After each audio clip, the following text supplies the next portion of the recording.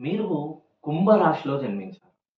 మెయిన్‌గా కుంభరాశిలో జన్మించిన వాళ్ళకి ప్రతి విషయంలోనూ ఎవరో ఒకరిపైన ఆధారపడుతూ ఉంటారు.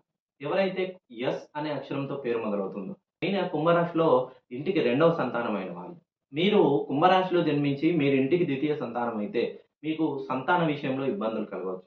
సంతాన వివాహ విషయంలో ఇబ్బందులు కలగవచ్చు.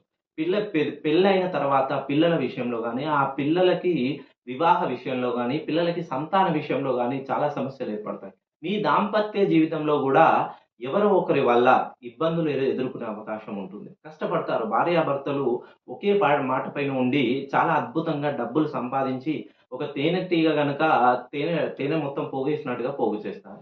ఆ పోగు చేసిన తేనె ఎవరో ఒక బాటసారి తీసుకెళ్ళినట్టు మీరు కష్టపడి రూపాయి పోగు చేసిందంతా ఎక్కడో దగ్గర పెట్టుబడి పెడితే అది కాస్త కోట్లలో ఉండడం.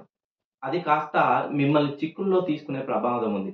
కుంభరాశిలో జన్మించిన వాళ్ళ పేరు సుమారుగా 180 డిగ్రీల్లో ఉండాలి. మీ డెస్టినీ నంబర్ సుమారుగా 6 గాని, 9 గాని, 3 గాని, 5 గాని ఉండరాదు.